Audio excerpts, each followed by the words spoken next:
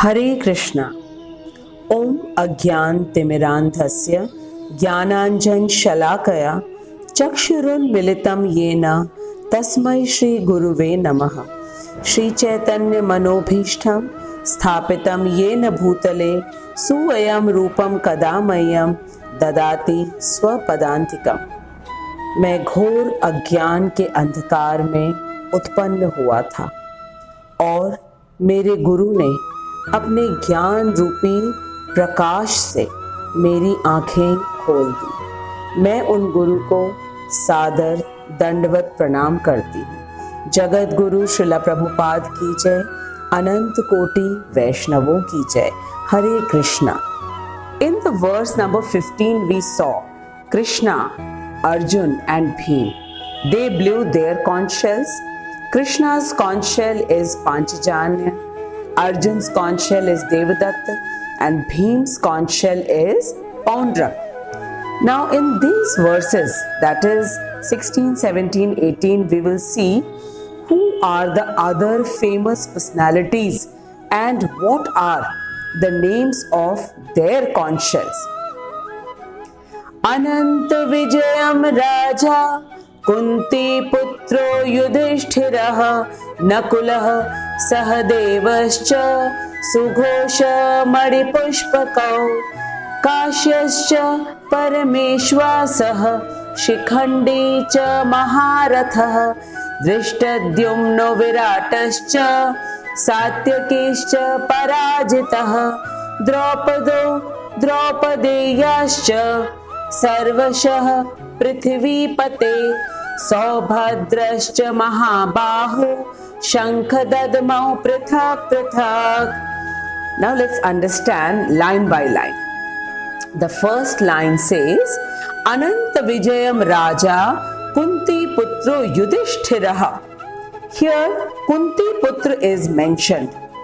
Though all the 5 Pandavas are Kunti Putra, but here it's specially meant for Yudhishthir, and the name of his conch shell is Ananta Vijayam. Now it's interesting to know that the battle is not yet begun, and how Sanjay is addressing Yudhishthir as Raja. It is because Sanjay is remembering the Rajasuya Yagya performed by Yudhishthir, so he addressed him as Raja. Now let's know about the other personalities like Nakul and Sahadev, who were the youngest of the Pandavas, and the names of their conch shells are Sughosh, Madipushpak. Now there are some other great personalities like Kashyascha and Shikhandi. Kashiraj is a great archer. This is his special quality. He is a great archer. And Shikhandi is Maharatha, which means that he can fight with 10,000 soldiers single-handedly. Then we have Drishtadyumna, and we all know this personality, Drishtadyumna. He is Drupad's putra. Then we have Virat, the king of Virat, who gave shelter to the Pandavas after their 12 years of exile or banvas, when they had to stay in incognito, which is called Agyatavas, for a year. So the Pandavas stayed in disguise for a year in the kingdom of Virat, where Yudhishthir was serving as a dice setter for the king of Virat. Bhim worked in the kitchen. Arjun was the dancer as with the name of Brihannala. Nakul and Sahadev, they worked in the horse stable, looking after the horses, and Draupadi was the hairdresser for the queen of Virat. Now we have Satyaki, who is also known as Yuyudhan, and his speciality is Aparajita, which means that no one can conquer him. Now in the next line, Drupad's name is here, and we all know that Drupad and Acharya Drona were childhood friends, and later they became enemies. Then the names of Draupadi's sons and Subhadra's son, that is Abhimanyu. And what is his speciality? Abhimanyu's speciality. He is Mahabaho, which means mighty armed. And in the last line, it is said, Shankhau Dadmau Prathak Prathak, which means that all these great warriors, they blew their conch shells one after the other. Now here in this verse, Sanjay addressed Dhritarashtra as Prithvipati. Sanjay is glorifying Dhritarashtra by saying that you are the Prithvipati, you are the ruler of the world, and at the same time, he is giving him some hint also. Srila Prabhupada explains that Sanjay is informing Dhritarashtra that you are Prithvipati, which means the Lord of the entire world, and only you are responsible for the complete destruction of the Kuru dynasty, beginning from the eldest Kuru, that is Bhishma Pitamaha, to the youngest Abhimanyu. All will be killed in the battlefield. And along with the Kurus, all the other kings who joined the Kurus in the war, they will also be killed. So basically, Sanjay is telling Dhritarashtra that all this is only because of your evil thinking that your sons should be enthroned and not the sons of Pandu. Sanjay said, O Prithvipati Dhritarashtra, you are only responsible for the killing of the entire Kuru dynasty. Now let's see what is the effect of the conch shells of the Pandavas on the Kauravas side and what is their reaction to it. Now verse number 19. Saghosho dhartarashtanam hridayani vyadarata nabhascha prithvim cheva tumulo abhyanunadayan. Till the previous verse, we saw that the conch shells were blown by both the sides, that is the Kauravas and the Pandavas side. Bhishma Pitamaha blew his conch shell to fill Duryodhan with happiness and hope.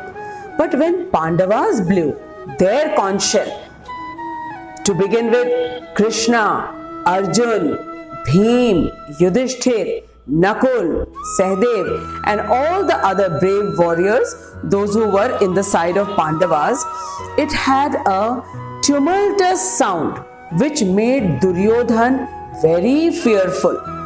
Saghosho dhartarashtanam hridayani vyadarayat. Ghosho means vibration, and we can all very well understand then that when all the Pandavas followed by Krishna blew their conch shells, how much there would have been sound vibration, which made Duryodhan's heart fearful. Hridayani vyadarayat. It shattered the heart of the Kauravas headed by Duryodhan. It was a heartbreaking experience for them. And now and how was the sound? It was Nabhascha prithvim cheva tumulo abhyanu nadayan. The sound vibrated both in the sky and on the earth, and it shattered the hearts of the sons of Dhritarashtra. Srila Prabhupada says that no such description of heartbreaking experience is mentioned in the side of Pandavas when Bhishma Pitamaha, he blew his conch shell. Prabhupada further explains that the Pandavas had no such fear because they knew that Krishna is always with them. And in Bhagwat Gita, chapter number 18, shlok number 61, Krishna says, Ishwarah sarva bhutanam riddheshe Arjun tishthati. Krishna is saying, O Arjun, I am seated in the hearts of every living entity. So Pandavas knew it very well that Krishna is with us. So they were not fearful at all at any point, because there is no mention of such thing. Now let's try to analyze why Duryodhan was fearful. It is because normally all people are fearful of losing their loved ones, money, property, health, name, fame, etc. etc. These all are temporary things and are meant to leave us, or we will leave them.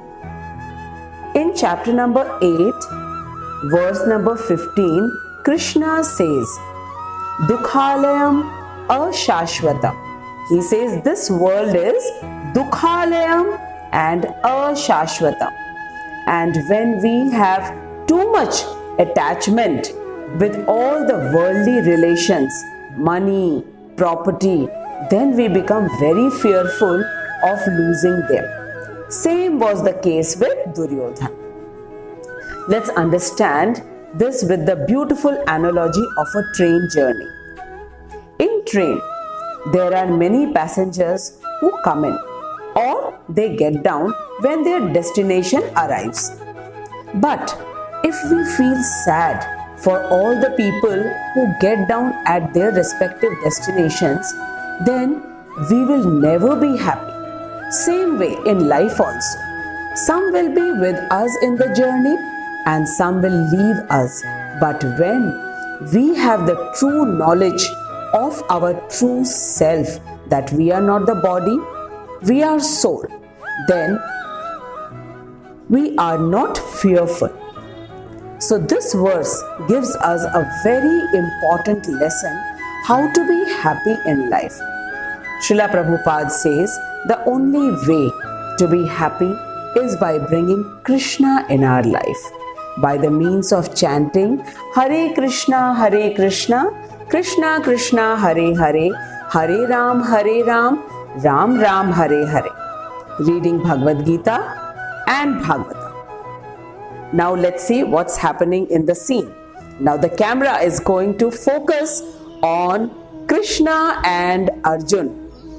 They are seated in their chariot, and now we will see what is happening in their chariot in the next verse. Hare Krishna.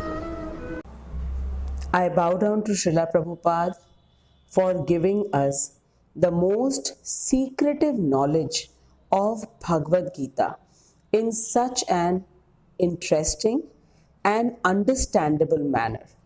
I thank all my listeners who take out time to listen to the shlokas of Bhagwat Gita. I request everyone to please write the comments, as it encourages me and enhances the understanding of others. Please do write your comments, and in case you have any questions, please do write. I will surely try to answer them. Hari Bol, Hare Krishna. Jagat Guru Srila Prabhupada ki jai. Anant Koti Vaishnavon ki jai. Please do not forget to subscribe, like and share with others. Hare Krishna.